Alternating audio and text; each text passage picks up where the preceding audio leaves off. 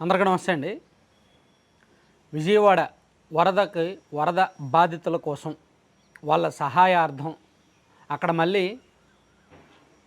సహాయ కార్యక్రమాలు చేపట్టడానికి, మళ్ళీ యథాస్థితికి తీసుకురావడానికి పెద్దలు, కాస్త ఆర్థికంగా బలంగా ఉన్నవాళ్ళు, సినీ రంగంలో స్థిరపడిన వాళ్ళు, రకరకాల వ్యక్తులు వచ్చి విరాళాలు ఇస్తున్నారు సీఎంఆర్ఎఫ్కి.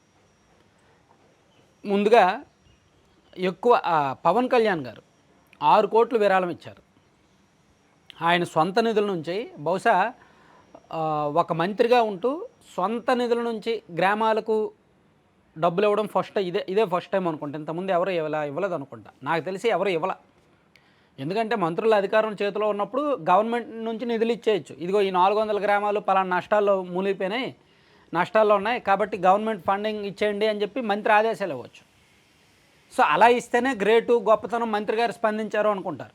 కానీ అటువంటిది పవన్ కళ్యాణ్ గారు తన సొంత నిధుల నుంచి 400 గ్రామాలకు, ఒక్కో గ్రామానికి ₹1,00,000 చొప్పున ఇచ్చారు.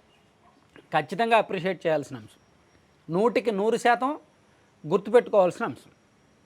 సో ఆయన మొత్తం 6 కోట్లు వరద బాధితుల కోసం ఇస్తే, అందులో 4 కోట్లు ఈ 400 గ్రామాలకు, ఒక్కో గ్రామానికి ₹1,00,000 చొప్పున ఇచ్చారు.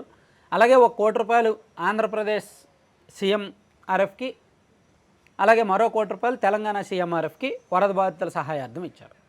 సో నేను మళ్ళీ చెప్తున్నాను కదా, ఇప్పుడు వరకు ఎప్పుడూ కూడా ఒక మంత్రిగా ఉంటూ సొంత నిధులతో ఇప్పుడు ఏ గ్రామీణాభివృద్ధి శాఖ మంత్రి లేదా ఏ పంచాయతీరాజ్ శాఖ మంత్రి కూడా ఇలా చేయలే.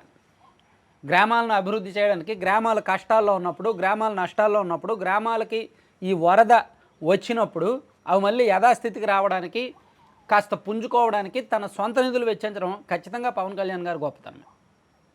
సో ఆయనతో పాటు ఇంకా చాలామంది హీరోలు, అందరికంటే ముందుగా జూనియర్ ఎన్టీఆర్ గారు, ఆయన ₹1 కోటి ఇచ్చారు. సో ఆ తర్వాత బాలకృష్ణ గారు ₹1 కోటి ఇచ్చారు. చిరంజీవి గారు ₹1 కోటి ఇచ్చారు. అలాగే అల్లు అర్జున్ కూడా ఇచ్చారు ₹1 కోటి. రామ్ చరణ్ కూడా ₹1 కోటి ఇచ్చారు. అలాగే ఇంకా సిద్ధు జొన్నలగడ్డ 30 లక్షలు ఇచ్చారు. అండ్ ఇంకా చాలామంది, త్రివిక్రమ్ శ్రీనివాస్ గారు, అలాగే ప్రొడ్యూసర్ రాధాకృష్ణ గారు, నాగవంశీ గారు, చాలామంది యాక్టర్స్, విశ్వక్సేన్, ఇలా చాలామంది తోచినంత సాయం ఇస్తున్నారనమాట. వీళ్ళతో పాటు కొంతమంది కార్పొరేట్ వాళ్ళు, కాస్త ఆర్థికంగా మంచి బిజినెస్ ఉన్నవాళ్ళు, వాళ్ళు కూడా ఇస్తున్నారు. ఇప్పుడు పాలిటిక్స్లో తీసుకుంటే వేమిరెడ్డి దంపతులు వాళ్ళు ₹1 కోటి ఇచ్చారు. అలాగే ఒక ఎన్ఆర్ఐ గుత్తుకొండ శ్రీనివాస్ గారు, ఆయన కూడా ₹1 కోటి ఇచ్చినట్టున్నారు.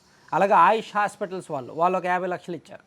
ఇట్లా స్పందిస్తున్నారు, చాలామంది స్పందిస్తున్నారు. సీఎంఆర్ఎఫ్కి అయితే డబ్బులు ఇస్తున్నారు. సో మనం కూడా నిన్న వీడియో చేసినప్పుడు సీఎంఆర్ఎఫ్ స్కానరు, అకౌంట్ నెంబర్ అన్నీ చెప్పాను.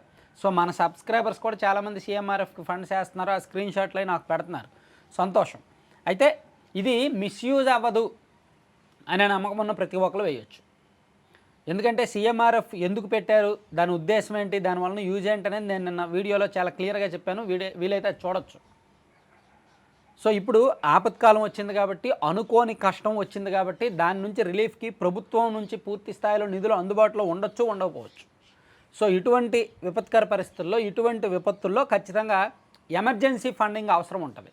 దానికి సీఎంఆర్ఎఫ్ నుంచి కొంత ఖర్చు పెట్టడానికి వీలుంటుంది కాబట్టి ఇలా వీళ్ళందరూ ఇస్తున్నారనమాట. సో మనం ఖచ్చితంగా మరోసారి పవన్ కళ్యాణ్ గారి గురించి చెప్పుకోవాల్సింది. ఆయన సొంత నిధులు 6 కోట్లు ఇవ్వడం అయితే, అందులో పంచాయతీల కోసం 4 కోట్లు ఇవ్వడం అనేది మాత్రం మామూలు విషయం కాదు.